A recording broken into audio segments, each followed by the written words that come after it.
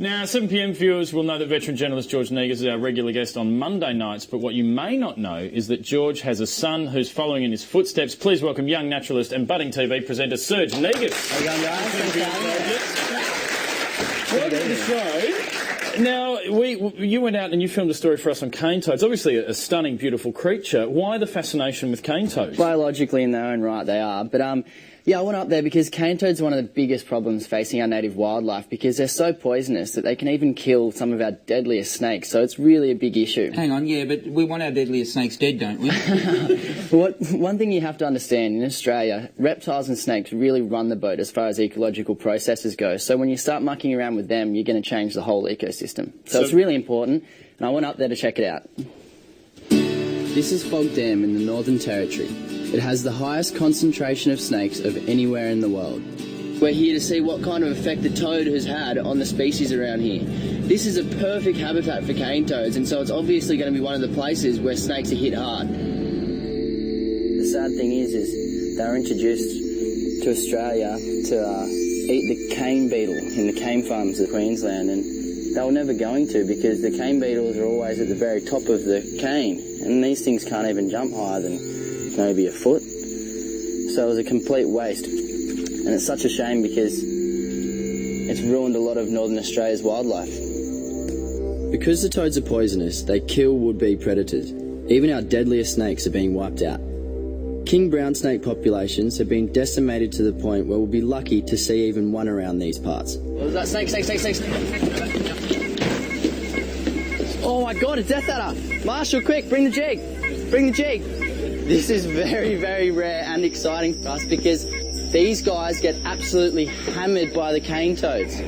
That's amazing. That is unbelievable. These guys have suffered so tremendously from the cane toad. In fact, a lot of the stories around here is these guys will bite onto a cane toad and obviously kill the cane toad because they have such a high potency toxin. But the cane toad's toxin is great enough to kill them, so the animal actually dies in its mouth. I talked to Marshall about it before. I'm like, look, one of the two main species I really wanted to find were king browns and death adders. And so on our second night looking for snakes to find a death adder. It's great because they are. I'm over the moon. Over the moon. Great job. A death adder? Are you mad? I just love snakes. I mean, in Australia, we grow up in a country that has so much to offer in terms of reptiles, so it really just came naturally to me growing up in the bush. Just you and them hanging out. You weren't even wearing socks. The other guy had thongs on. I mean, I've spent a lot of time around them, so I know what they're like. I know how they move, so I guess I had it sussed, I guess. Now, Serge, as a vet, I hear all sorts of reports about plans to eliminate cane toads. What are you hearing that's actually working out there? Well, what scientists are saying is there isn't going to be a silver bullet, but rather a silver buckshot. So they're looking at a lot of things that they can try and combine to get rid of the toads to such a point that other animals might be able to recover. But one of the main things they're looking at is a parasitic lungworm that they're going to try and put in the invasion front of the toad to hopefully stop it from entering the Kimberley. But we're never going to get rid of the toad completely. They're invading Australia, though. I mean, they're not just up north. They're coming down south, aren't they? I heard there was one in Sydney recently. There was a stowaway population found in I think it was a warehouse in Sydney. Basically, they were travelling down in cars and in freight and stuff like that. So.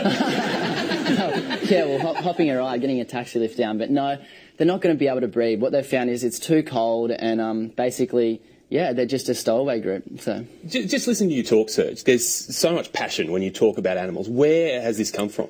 I mean, growing up in the bush was a big factor, but as well, David Attenborough is one of my lifetime idols, and just watching hours and hours of his docos has really just been a big part of my passion. Where did your passion come from? Dad's a vet. Helps. Once you see your dad with his hand up a cow, you think, me too. It's a career for me. Doesn't wear gloves either, Dad. About following your dad, though. Yeah, so your dad, Negus, great friend of ours, love having him on the show. Did he give you any advice before you came on here? He said if I could try and grow a moustache for integrity purposes, I should try that. But no, he didn't really give me any pointers. So he's a bit of a... I'm not saying he's... I mean, the ladies love him. But I think you might have him covered, to be honest. I'm just lucky I got my mother's looks. You could do with a jacket, though. Some sort of tweed over the shoulder, patches. A suede jacket. How long would it take you to grow a moustache, though? Give me a good 6 months, though. We'll work on that. Hopefully we'll be back before that. Serge Negus, ladies and gentlemen. Thanks, Putting his life on the line for the 7pm project. When we return, there will